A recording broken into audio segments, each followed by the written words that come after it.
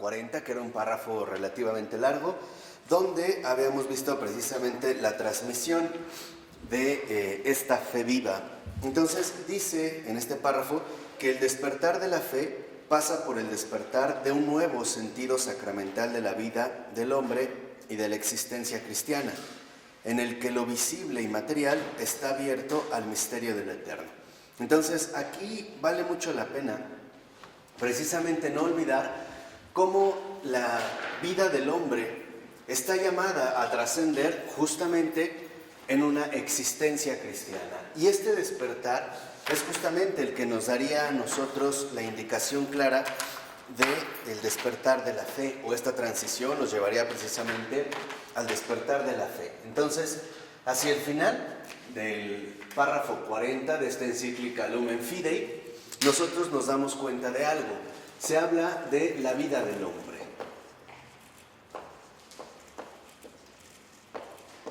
Pero la vida del hombre, a través del despertar de la fe, está llamada precisamente a trascender en una existencia cristiana, lo cual ya de antemano nos puede dar algunas indicaciones.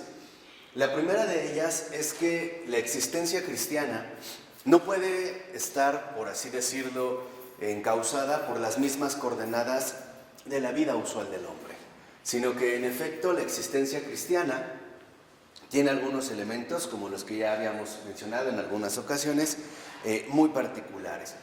Y estos elementos, o algunos de estos elementos, son precisamente los que se empiezan a comentar en el párrafo 41 de la encíclica. Al iniciar este párrafo 41 dice que la transmisión de la fe se realiza en primer lugar mediante el bautismo. Entonces, la existencia cristiana tiene una cierta estructura, y el primer elemento de esta estructura es precisamente el bautismo. Ahora, quizá nosotros hemos debilitado de alguna manera la realidad fundamental del bautismo, porque muchas veces tal parece que lo hemos reducido a una mera cuestión social, a una especie de requisito social, donde, bueno, llevamos a los niños a bautizar únicamente para cubrir una especie de requisito, pero no es así. El bautismo en cuanto tal es muy importante porque en efecto se lleva a cabo una auténtica transformación. Entonces, con el bautismo se inicia justamente esta transformación, o sea, este despertar de la fe, lo que va a dar inicio a la existencia cristiana. En el bautismo, y esto es muy importante, como lo mencionó hacia el final del párrafo que habíamos comentado, o que hemos comentado, en el bautismo la vida del hombre se abre al misterio del eterno. O sea, ¿qué quiere decir? Que con el bautismo aparentemente no pasa nada, ¿no? O sea, vemos un ritual litúrgico donde se mencionan ciertas palabras y se realiza un ritual, pero en realidad está ocurriendo ahí algo extraordinario. Lo primero es la posibilidad de acceder a una existencia cristiana, o sea, el renovar por completo la vida humana, y además adquirir precisamente la condición de hijos adoptivos de Dios. Y aquí es donde quizá valdría la pena hacer un breve paréntesis. Toda persona, por el hecho de ser creado por Dios, tiene una relación entre la criatura y el Creador. O sea, ahí hay un sentido paternal, ¿no? En este sentido también sería el Padre, Dios es el Padre de todos los hombres, pero en el sentido de haberlo creado. Pero con el bautismo, en realidad, esta paternidad se hace concreta. ¿Por qué? Porque tiene que ver ya con la unión fundamental de la encarnación, de la vida, la pasión, la muerte y la resurrección de su Hijo Jesucristo. Entonces, no es lo mismo hablar de que Dios es Padre de todos los hombres en un sentido creacional, por así decirlo, que hablar de los hijos adoptivos de Dios por medio del bautismo. Estamos hablando realmente de una situación distinta. ¿Por qué? Porque en el caso del bautismo, como lo menciona la encíclica, más o menos a la mitad, que en el bautismo el hombre también recibe una doctrina que profesar y una manera concreta de vivir. Entonces, esta transformación precisamente aparece con la transmisión de una doctrina que estará condensada precisamente en el credo. ¿Qué quiere decir? Que a partir del bautismo, el esquema intelectual de la existencia cristiana ya está perfilado. Uno como cristiano no puede creer lo que quiera. Y no es, digamos, una especie de restricción, sino que tiene que ver con un hecho mucho más simple.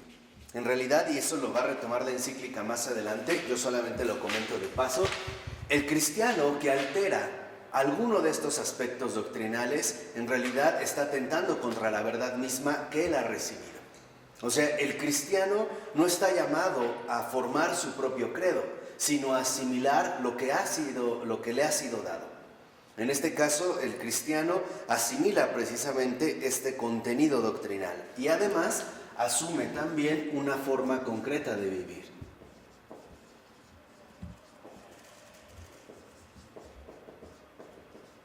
¿Qué quiere decir? Que en el bautismo lo teórico y lo práctico se concentran en la existencia cristiana. O sea, no solamente se apela a un solo aspecto, sino que en efecto el ámbito teórico, intelectual y el ámbito práctico o vivencial se ven conjugados. Y como dice también la encíclica, esto va a implicar a toda la persona, o sea, a toda la existencia cristiana. De tal manera que entonces esto va a formar un camino. En la existencia cristiana ya hay un camino marcado. Lo único que nos toca a nosotros es, por un lado, profundizar en lo que hemos recibido y hacerlo fructificar en nuestra misión concreta. Y ese es precisamente lo que se menciona en la encíclica, ¿no? También la existencia cristiana nos ha colocado en un camino hacia el bien. Y como dice hacia el final, nadie se bautiza a sí mismo, al igual que nadie nace por propia cuenta. Hemos sido bautizados. O sea, el camino en el que nosotros nos colocamos o en el que nosotros somos insertados es un camino ya dado. ¿Por qué? Porque en realidad este camino no es otro más que la configuración total en la verdad y la vida que se ha encarnado en el mundo, en este caso en la persona precisamente de Jesucristo, ¿no? Menciono este aspecto y es muy fundamental, repito, porque a veces parece que ya hemos reducido el bautismo a una mera celebración social, ¿no? Una fiestecita entre otra fiestecita. Y no es así. Con el bautismo se están dando ya coordenadas concretas para la existencia cristiana. Estas coordenadas que contemplarán el ámbito intelectual a través del credo, la doctrina que hemos recibido, y también unas coordenadas prácticas que se traducen en una forma concreta de vivir. Y esto es precisamente el camino en el cual nosotros ya hemos sido insertados. Ahora, en el párrafo 42, precisamente la encíclica casi al inicio se pregunta, bueno, ¿y cuáles son los elementos del bautismo que nos introducen en este nuevo modelo de doctrina? Y dice, sobre el catecúmeno se invoca en primer lugar el nombre de la Trinidad, Padre, Hijo y Espíritu Santo. O sea, el primer contacto que se tiene a través del bautismo es con la Trinidad. Esa va a ser nuestra base. La base fundamental que nosotros recibimos en el bautismo es precisamente la base trinitaria. Y el hecho de que se invoque sobre el catecúmeno, en primer lugar, el nombre de la Trinidad, es que se le está dando, por así decirlo, un resumen total de todo lo que va a recibir. Entonces, la Trinidad, en este sentido, de la existencia cristiana, es principio y fundamento.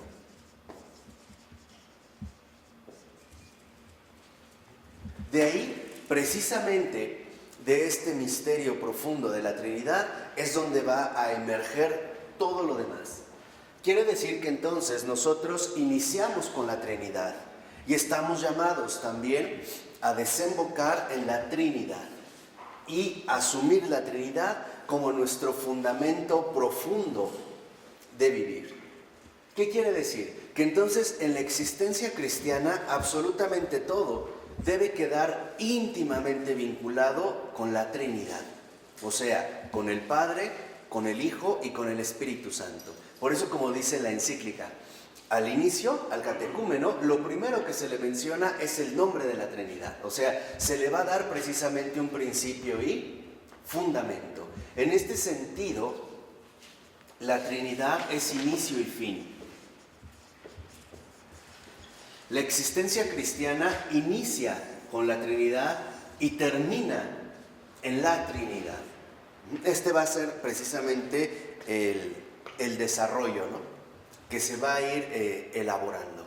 De tal manera que ya el hecho de que al catecúmeno se le inicie con el nombre de la Trinidad indica muchas cosas. Una de ellas, y la más importante, salir del error. El único Dios vivo y verdadero es el Dios Padre, el Dios Hijo y el Dios Espíritu Santo.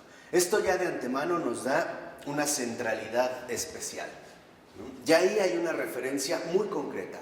Ya no podemos hablar de Dios de una manera simple, como si fuera una idea o un ser supremo o una energía superior, sino que en realidad ahí ya hay una referencia muy concreta.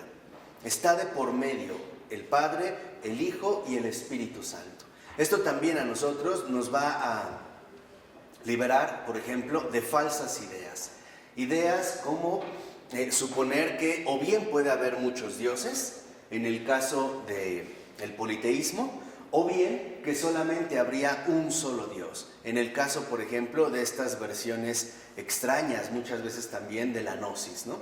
En ese sentido, como que hay uno por encima. No, aquí estamos en un misterio diferente. Ahora, ¿cómo se inicia? Lo primero es el nombre, la Trinidad. Ok, nos dan un principio y fundamento. Y después hay un contacto con el agua. ¿Por qué el agua? Y esto es muy importante, porque es un símbolo de muerte. Y esto es algo fundamental. Para nosotros, en nuestra vida ordinaria, el agua es más bien un símbolo de vida, ¿no? Se reconoce en el agua un símbolo de vida, aquello que hace florecer los campos, aquello que permite incluso el mantenimiento vital del cuerpo humano. Pero en el bautismo no, es más bien un símbolo de muerte. Es una tumba líquida, por mencionar esta imagen. ¿Por qué? Porque el agua involucra una sepultura. Nosotros somos sepultados en el agua. Ahora ya nada más se hace una ligera aspersión, ¿no? O más bien unos ligeros toques en el agua, pero en realidad antes era la inmersión completa. Es sumergirse. ¿Ah? ¿Polifusión? Infusión. Ah, bueno, una infusión, ¿no? Se le da una infusión en el nombre del Padre, del Hijo y del Espíritu Santo. Pero esta simple infusión, o bien la inmersión, es quedar precisamente en esta sepultura. Y la razón está precisamente expresada en el propio Jesús. Recuerden que cuando eres bautizado por Juan Bautista, en el momento de ser, de ser inmerso en el agua, de haber sido hundido en esta sepultura donde va a recoger todo el pecado, los cielos se abren. O sea, Él es hundido, por así decirlo, en el agua, el bautismo, y los cielos se despejan. Entonces, cuando nosotros también recibimos la infusión o la inmersión en el agua, estamos compartiendo esta misma sepultura. ¿Y qué es lo que estamos sepultando en el agua? ¿O qué es lo que se está realmente hundiendo en el agua? El yo propio. Eso es a lo que se le va a dar muerte. Por eso es tan importante, porque el agua es la sepultura del yo. Y esto es fundamental. Significa que entonces, a partir del bautismo, nosotros ya no podemos vivir según nosotros mismos, sino que ahora nosotros, justamente a partir del agua, estamos rompiendo con el yo para vivir con la Trinidad, o mejor dicho, para vivir desde la Trinidad. Ya se ha roto aquí una estructura fundamental. El yo va a pasar justamente a un símbolo, el yo va a pasar a un segundo o tercer lugar, incluso a su posible anulación, ¿no? De tal manera que entonces para nosotros la prioridad, o sea, lo primero no sea el yo, sino sea más bien esta Trinidad, es salir de sí. Y es en este sentido de sepultura del yo, como también, ahora sí, el agua se convierte en un símbolo de vida. Esta sería, digamos, la dinámica profunda del bautismo, la sepultura del yo, pero al mismo tiempo entonces ahora adquirir un renacimiento. o sea, el seguimiento de Cristo, ¿no? La vida de Cristo.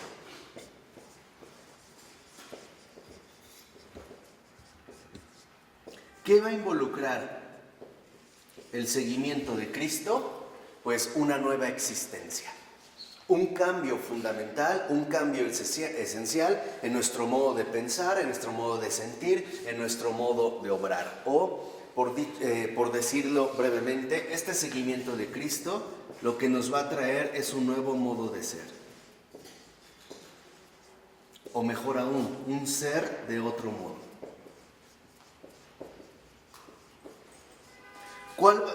¿A qué se refiere este otro modo? Es el modo trinitario.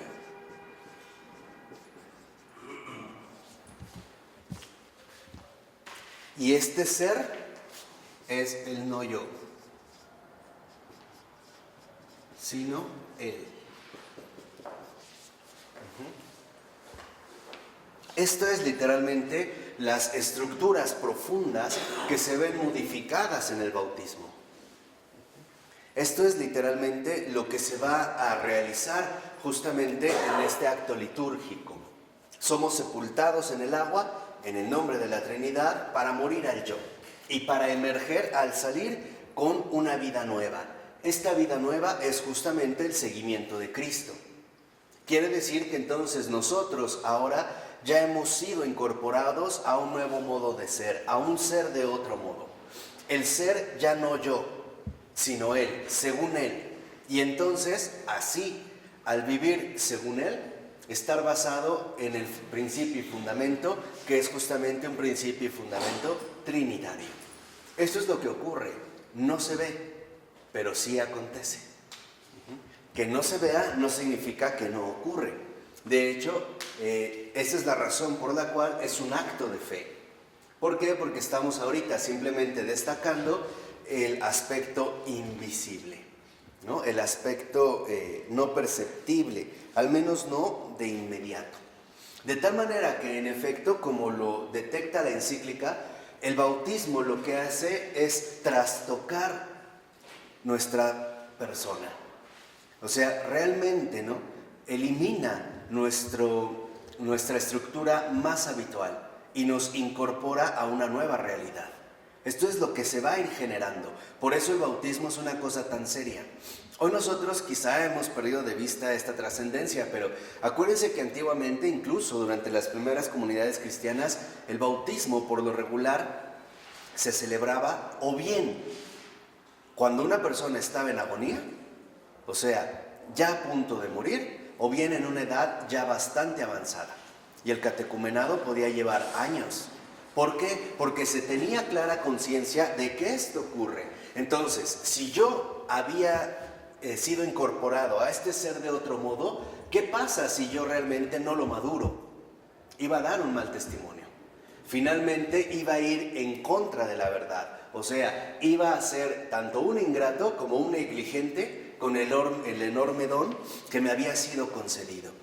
En una palabra, en las primeras comunidades cristianas se tenía clara conciencia de que ser bautizado era un enorme compromiso.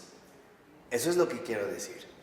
Hoy para nosotros tal vez no, lo vemos, les decía, muchas veces como una fiestecita más, ¿no? Y estamos más preocupados por qué se va a dar de comer, o el salón, o qué sé yo, y tal. Pero en realidad lo que involucraba era un compromiso total de existencia. Tan es así que ustedes, acuérdense, a los primeros bautizados, el precio que pagaban era el martirio. El hecho de haber sido bautizado, de haber sido incorporado a esta nueva existencia, les costaba la vida en el mundo. Ahí se ve la gravedad de este compromiso. O sea, no era realmente cualquier cosa. Por eso el bautismo era administrado solamente bajo condiciones estrictas de vigilancia. No es que fuera algo plenamente exclusivo o reducido para un grupo elitista. No, es que se sabía que en efecto, en pocas palabras, con el agua, a través del bautismo, uno adquiría un verdadero compromiso de vida. Por eso les decía al inicio, tener o asumir el nombre de cristiano era cosa seria. Y no solo era seria, también era riesgosa. Nosotros sabemos que por lo menos durante 3 primeros siglos hubo graves persecuciones y hubo realmente, ¿no?, situaciones en las cuales el simple hecho de llamarse cristiano era suficiente para morir. La encíclica es que este compromiso de vida modifica todas nuestras relaciones. Y eso es justamente lo que habíamos comentado. Se modifican todas nuestras relaciones. De tal manera que entonces estas relaciones, por ejemplo, este compromiso de vida involucraría 3 grandes ámbitos, por decirlo de alguna manera, ¿no? Dios, mundo y cosmos o universo. O sea, nuestras relaciones no solo se van a ver limitadas al ámbito estrictamente personal, sino que se van a ver configuradas en estos 3 grandes ámbitos. Va a haber un compromiso de vida profundo, ¿no?, una emergencia, un florecimiento de un cambio radical en nuestro compromiso de vida con respecto a Dios, con respecto al mundo y también entonces con respecto al universo. Esto es lo que va a ocurrir precisamente en el tejido profundo que elabora el bautismo. Y entonces, ¿qué es lo que pasa? Que en este sentido, entre Dios, mundo, universo, ahora para nosotros entenderemos a Dios como Padre, o asumiremos este compromiso de Dios en tanto Padre, asumiremos el compromiso del mundo en tanto creación, y asumiremos nosotros el compromiso con el universo también en cuanto cosmos, pero también en cuanto cosmos histórico. Aquí es donde entonces se puede ver, en efecto, que el bautismo es cosa, vuelvo a repetir, muy, muy seria.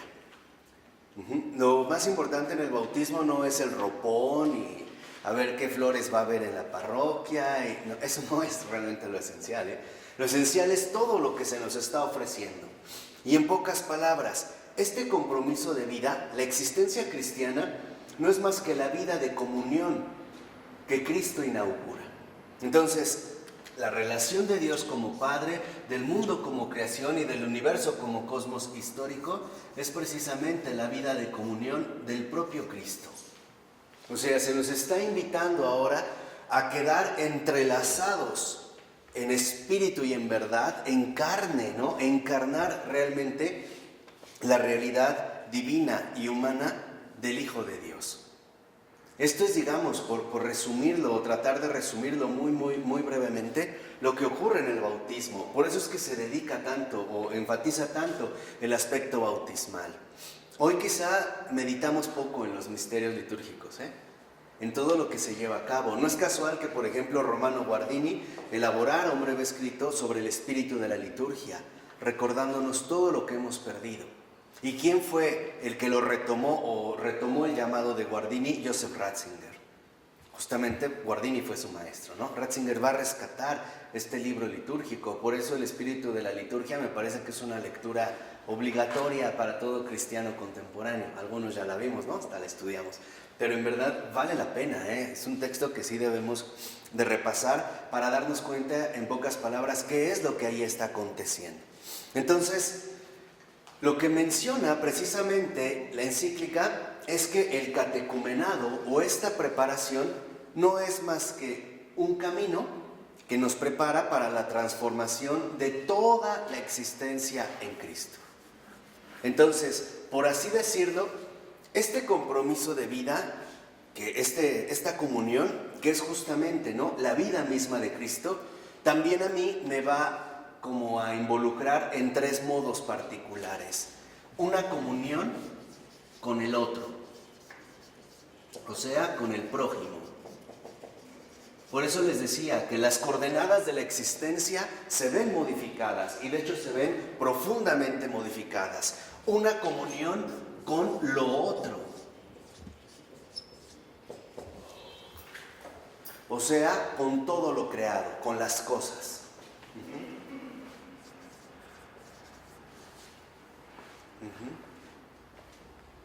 Y una comunión con Él. O sea, con Dios. Entonces, si lo ven, en efecto, el bautismo a nosotros nos ingresa o nos entreteje con la vida de comunión de Cristo. Esta vida de comunión que en efecto en estos tres ámbitos se va a ver concretizada en una comunión con el otro, o sea, con el prójimo, con lo humano pues, con cualquier persona, con lo otro, con las cosas, o sea, en el modo de usar las cosas, ¿no? Por ejemplo, en el cómo usar lo que nos ha sido dado.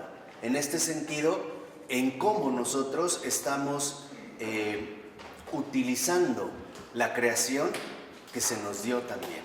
Y aquí, en las cosas, entra lo material y también puede entrar el ámbito, por ejemplo, distinto de los animales. Por mencionar un ejemplo, ahorita que estamos como tan conscientes a esta conciencia ecológica, ¿no?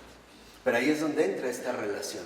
Nuestra relación con las cosas, con los utensilios, con los recursos naturales, con los animales y también a una comunión profunda con Él, o sea, con Dios. ¿Qué quiere decir? Que la existencia cristiana está finalmente configurada para llevar a cabo una comunión total, con todo y con todos. Y esto precisamente también es lo que nos transmitiría este profundo espíritu católico. En el párrafo 43 se menciona, por ejemplo, ahora como en el caso actual, el bautismo, ante todo, está dirigido al niño. Aparece ahora la figura del niño. Ya vimos lo central, el contenido central del bautismo. Y en el 43 se menciona ahora al niño. Y lo que menciona la encíclica es que el niño no es capaz todavía de realizar un acto libre para recibir la fe. O sea, un niño no puede llevar a cabo este acto de confesión. Y entonces, aquí es donde entra lo importante. En nombre del niño aparecen los padres y los padrinos. ¿Qué quiere decir? Que lo que hemos mencionado con respecto al bautismo, en el caso del niño, involucra a los padres en primer lugar y a los padrinos. En realidad, cuando los padres y los padrinos llevan a bautizar a un niño, lo que están indicando es que ellos van a ser los guardianes de esta fe. Que ellos son, digamos, los medios adecuados para poder transmitir esta fe al niño.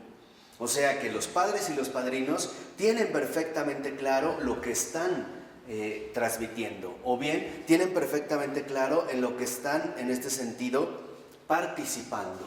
Y lo que menciona en efecto la encíclica es que este simple gesto también involucra que el niño es sostenido por otros. Entonces, el niño no hace un acto propio. ¿Por qué? Porque ya lo dijimos antes, la fe no es una invención propia, es algo que es recibido, es algo que nos ha sido transmitido, que nos ha sido dado.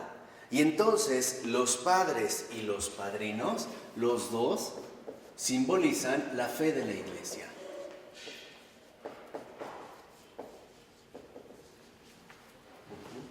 Son literalmente los que simbolizan la fe de la iglesia. Precisamente es como esta presencia concreta, carnal, de la fe de la iglesia. Ahí están dando testimonio de lo que ahora van a transmitir a este niño. ¿Y dónde se ve precisamente la fe de la iglesia? En la luz del cirio. Cuando los padres y los padrinos encienden el cirio, ellos están representando la transmisión de esta luz. O sea, durante la liturgia bautismal, la fe de la iglesia precisamente se va a quedar expresada en el cirio, en el cirio bautismal. Pero esto significa a su vez algo extraordinario, que los propios padres y padrinos son ya luz del mundo. Os lo voy a decir de una vez en términos más claros. Los padres y padrinos que se atreven a participar en una liturgia bautismal son aquellos solamente y en realidad que llevan una existencia cristiana. Si no, no están asumiendo realmente este papel. Que ellos son los que transportan la luz significa que ellos son transmisores de esta luz. que ellos son los que están transmitiendo esta claridad viva de la fe de la iglesia. No es algo plenamente secundario, De tal manera que entonces, ¿dónde se va a ver la luz la luz eclesial de los padres y los padrinos? En sus vidas. Ahí es donde entonces los padres y los padrinos adquieren precisamente la dimensión de testigos. Son testigos de la fe de la iglesia por su testimonio de vida. Ahí es donde se vería realmente este compromiso que han asumido. En pocas palabras podemos decir, ¿son los padres y los padrinos realmente cirios encendidos o son velas apagadas? Lo que ven es que estos testigos en realidad son testigos bidimensionales, o sea, en dos dimensiones. Una, son testigos presenciales. Ellos están dando la cara de esta fe de la iglesia y la están dando en nombre del niño. O sea, es un compromiso muy fuerte y además son testigos vivenciales.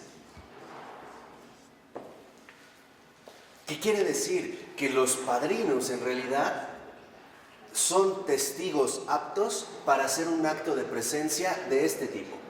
Por eso es lo que yo les decía, ¿no? Llevar a cabo la liturgia bautismal no es cualquier cosa. No es realmente un juego, ni siquiera para los padres que están ahí, porque se supone que los padres ahora van a transmitir algo que ellos mismos recibieron. No es un mero requisito, vuelvo a repetir, a cierta edad, no es esto. O muchas veces decimos, o pensábamos a veces en términos equivocados, de es que si no se bautiza se va al infierno, o para que se vaya al cielo, o no quede en el limbo, o qué sé yo. No es esto la prioridad. La prioridad del bautismo es que nosotros estamos transmitiendo algo. 1, que recibimos. 2, que asimilamos. Y 3, que confesamos. Supuestamente. Tanto por los padres como los padrinos, Algo, vuelvo a repetir, que se recibió, que se supone se asimiló y que por eso justamente se confiesa. Tan es así que en realidad, y en efecto, Fray tiene mucha razón, el papel central del padrino no es proveer materialmente al niño, no es eso. El verdadero papel del padrino es custodiar su fe. Lo voy a poner en este sentido, creo que es como muy acertado. Así como hay un prefecto para la doctrina de la fe, el que llaman el perro guardián de la ortodoxia y que Ratzinger fue, lo mismo son los padrinos, Son prefectos para la vida de fe en la vida del niño. Nada más que en lugar de serlo a nivel eclesial, lo son a nivel familiar. De tal manera que entonces, en realidad, los padrinos están llamados a disipar las tinieblas de la vida del niño. Y esto es bien importante. No solamente el padrino es para que le dé su domingo o hay cada año su regalo de esto. No, es realmente para ayudar a que el niño no se desvíe, ¿no? A que se mantenga precisamente en el buen camino. Por eso dice a continuación, más o menos a la mitad de este primer párrafo de la 43, dice, a los padres corresponde, según una sentencia de San Agustín, no solo engendrar a los hijos, sino también llevarlos a Dios. Entonces,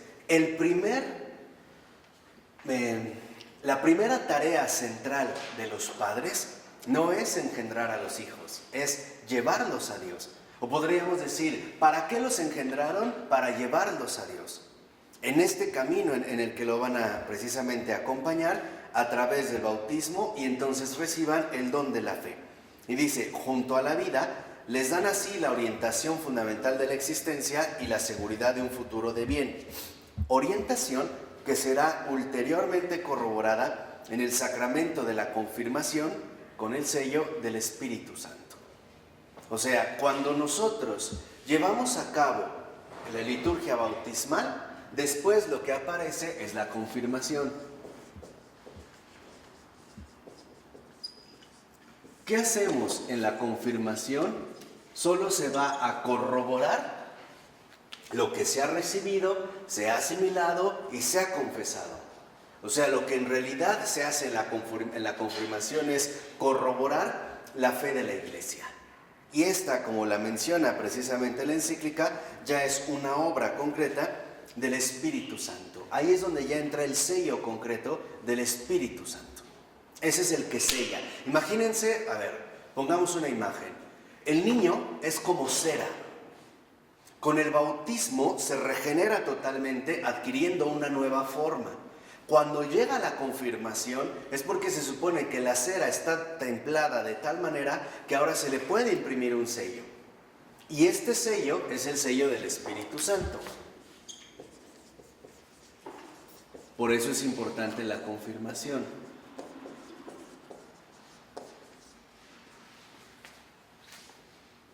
Donde la cera ya no está tan líquida como para no tener forma, ni tan endurecida como para no ser maleable, sino que en su propio desarrollo personal, en su propio desarrollo espiritual, ya ha adquirido por lo menos las bases firmes de una buena orientación. Por eso, por lo regular, la confirmación ya es de mayorcitos. De tal manera que, en pocas palabras, la confirmación, si es corroborar lo que hemos recibido, asimilado y confesado, y es recibir entonces el sello del Espíritu Santo, se supone que con la confirmación, lo único que nosotros vamos a hacer en adelante es mejorar, es fructificar. Entonces, como un refresco. Exactamente, ¿no? Exactamente. Ya ahora lo que voy a empezar a hacer es a dar el 100 por 1 o el 20 por 1, según lo que se nos haya dado. Pero ya es, en este sentido, algo que hemos alcanzado. Por eso en el párrafo 44, ahora ya se va a concentrar en la Eucaristía. Nosotros le llamamos a veces la primera comunión. Entonces, esta fe de la Iglesia va a alcanzar su máxima expresión precisamente en la Eucaristía. ¿Por qué? Porque la Eucaristía ya es el encuentro más íntimo y concreto con Cristo mismo. O sea, aquí en la Eucaristía ya hay un encuentro total. Porque no solo lo recibimos nosotros espiritualmente, como podría darse en el bautismo y sobre todo en el ámbito de la confirmación, sino que en la Eucaristía ya hay ahí verdaderamente un encuentro total. Con su cuerpo, con su sangre, con su alma, con su divinidad. No hay mayor intimidad con Cristo que la Eucaristía. Por eso yo aquí, ya casi para terminar antes de que nos toquen, yo sí quisiera ser como muy claro en lo que sigue, y es para que no nos desviemos. La persona que, por ejemplo, diga que mantiene una intimidad profunda con Cristo, pero no comulga, está equivocado, no está en la verdad. Así dijera que platica cada día con Jesús, que Jesús se le aparece y que platican y no recibe la Eucaristía, no está en la verdad. Está fuera precisamente de la verdad. Por eso nosotros debemos de reconocer cómo si habíamos asumido en el bautismo una comunión total con el otro, con lo otro y con Él, con Dios, y habíamos asumido un compromiso radical de vida, entonces nuestra única prioridad es la Eucaristía. ¿Qué significa? ¿Que vamos a tener que comulgar diario? No necesariamente. Lo que sí es que cuando nosotros participamos de una celebración litúrgica, estemos preparados para comulgar. Y si por alguna razón no pudimos, en esa, pues nos confesamos y seguimos con la Eucaristía. ¿Por qué? Porque dejar la Eucaristía es dejar a Cristo de lado. Es seguir nuestro propio camino. Por muchas razones pueden ser, Puede ser por un desvío de la voluntad, puede ser por un error intelectual, pero es en este sentido dejar de lado a Cristo. Muchas veces el mantener esta intimidad con Cristo, o sea, el participar frecuentemente de la Eucaristía, involucra realizar muchas renuncias. Y algunas no van a ser fáciles de hacer. Por ejemplo, hay personas que porque dicen muchas renuncias y algunas no van a ser fáciles de realizar. Por ejemplo, hay personas que se casaron, se divorciaron y ahora andan con otra persona porque dicen que se sienten solas. Pero si es eso y de fondo lo analizamos, es porque en realidad Cristo no estuvo en sus vidas plenamente. No llenó este vacío. Y entonces prefieren hacer las cosas a su modo, siguiendo determinados criterios. netamente humanos. Entonces, la Eucaristía para nosotros es una orientación total, ¿no? La Eucaristía como encuentro total es una orientación absoluta de vida, absoluta, ¿eh?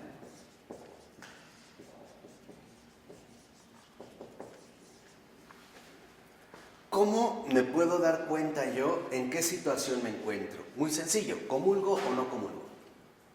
¿Participo de la Eucaristía o no? ¿Por qué? O sea, ¿qué es, digamos, lo que me ha llevado a interrumpir este encuentro profundo, ¿no? ¿Qué es, digamos, por así decirlo, lo que a mí me desvió? Lo que a mí en un determinado momento me sacó. O bien, ¿qué fue lo que me llevó a tomar precisamente una distancia? Y aquí es cuando nosotros podemos hacer un balance de nuestro bautismo. Si no concluimos el bautismo en la Eucaristía, algo pasó. Ustedes quizás se han dado cuenta que hay muchísima gente que ha sido bautizada, pero no participa de la Eucaristía. Quiere decir que ahí algo ocurrió. Hubo algo ahí que se desordenó. Hubo algo que, en efecto, ya no iba por el camino del bien, que era lo que nos había insistido precisamente la encíclica unos párrafos antes. Se supone que la vida cristiana está encaminada al bien. ¿Y qué bien mayor puede haber que la Eucaristía? Ninguno. Este es el bien absoluto. Por eso es que la Eucaristía es la orientación absoluta de vida, porque es el bien supremo. No hay un bien mayor. No lo hay. No lo hay. Por eso para nosotros, cuando la Eucaristía se convierte en una orientación absoluta de vida, quiere decir que estamos siempre dirigidos hacia el bien supremo. Todo lo demás adquirirá su valor adecuado. Por ejemplo, ¿qué es mejor? ¿Vivir con otra persona ilícitamente o comulgar con Dios y vivir con Él rectamente? O sea, lo que está de fondo es, ¿qué estamos prefiriendo? ¿A Dios o a los hombres? Ese es el examen que vamos a empezar a hacer. Hay quienes no comulgan porque están siguiendo sus propios criterios, o a veces precisamente para no atentar contra sus propios intereses, ¿no? Puede haber muchas cosas que de fondo están ahí entremezcladas, pero la disyuntiva es muy clara. ¿Qué estamos prefiriendo? ¿A Él o a los demás? ¿Estamos nosotros asumiendo a Dios como lo primero, como Él nos los indicó, amarás a Dios sobre todas las cosas? ¿O bien lo estamos dejando en un segundo, tercer, cuarto lugar, qué sé yo, para seguir algunos criterios que de fondo lo único que van a poner al descubierto es nuestro amor propio? El no asumir el camino de la verdad. ¿Qué pasa? Por ejemplo, el no reconocer que este bien supremo no puede ser desplazado por alguna otra circunstancia. Por ejemplo, yo recuerdo un sermón de San Juan Crisóstomo, muy, muy bello, donde él le habla a las viudas, porque antiguamente las mujeres enviudaban muy jóvenes. ¿Por qué? Porque había guerras constantes, ¿no? Esa era la invasión de los bárbaros, ya está la decadencia del Imperio Romano. Ahí se está viviendo un momento sumamente conflictivo. Y muchas de estas mujeres se volvían a casar. Entonces, en uno, por ejemplo, de los sermones que habla sobre la virginidad y las viudas, así en concreto, dice San Juan Crisóstomo algo muy bello. Dice, ¿por qué te precipitas a pisotear el enorme don que se te ha dado? Y él resume esto, que ahorita comentamos de una manera muy bella. Dice, la única diferencia entre las vírgenes y las viudas, escuchen, es que las vírgenes llegaron primero, las viudas llegaron al último, pero tienen la misma dignidad. Fíjense, o sea, vean lo que está mencionando, no es poca cosa. ¿Y por qué? Porque lo que insistía en ese sentido el gran San Juan Crisóstomo, que a mí me encanta, es no podemos nosotros rebajar la Eucaristía a un nivel inferior. Cuando se convierte en nuestra orientación absoluta de vida, vamos en el buen camino. ¿Por qué? Porque en efecto no nos vamos a despegar del bien supremo. ¿Y cuál es el bien supremo? Pues Dios mismo, ¿no? Este es el bien mayor. Entonces, por ejemplo, en el caso hoy en día que culturalmente nosotros vemos tristemente tantos divorcios y separaciones, en realidad lo que está fallando no es el matrimonio. Eso nunca ha fallado. Lo que está fallando no es el matrimonio. Lo que realmente está fallando es el corazón humano, cuyos criterios han sido colocados en errores bastante graves. Eso es lo que hoy en día está fallando. El verdadero matrimonio a nadie defrauda. ¿Por qué? Porque es un don de gracia. Instituido, ¿no? La reunión del hombre y la mujer, en esa fecundidad profunda, que no solamente es sexual. Entonces, cuando nosotros lo vemos, en pocas palabras, es, ¿realmente para nosotros Dios es lo primero o no? La recomendación de San Juan Crisóstomo era, en el caso de las viudas, no te vuelvas a casar. Estás llamada a tener la misma dignidad que una virgen consagrada desde niña. La única diferencia es que la viuda llegó al último. La virgen se le adelantó, pero la dignidad es la misma. ¿Por qué? Porque también aquí San Juan Crisóstomo se dio cuenta de algo extraordinario, que muchas veces nuestras decisiones humanas se precipitan, y se precipitan precisamente, gravemente, al perder de vista este bien supremo. Seamos honestos, el que ponga en primer lugar algo que no es Dios, y Dios concreto en la Eucaristía, en algo está fallando. ¿Qué quiere decir? Su corazón no está plenamente dirigido. Por eso hasta en la celebración litúrgica decimos Sursum corda, levantemos el corazón, y es hacia Dios, a pesar de todo, a pesar de lo que sea, de mis debilidades, de mis fallos, mi corazón va dirigido siempre hacia el Señor. Cuando mi corazón se desvía, entonces voy a encontrar otros tesoros, que a lo único a lo que me van a llevar es a la decepción, tarde o temprano. Por eso acuérdense lo que nos dijo Jesús, ahí donde esté tu tesoro, ahí estará tu corazón. Pues ojalá que nuestro tesoro sea la Eucaristía. ¿De acuerdo? En nombre del Padre, del Hijo y del Espíritu Santo. Amén. Pues gusto en verlos, ahorita regresamos.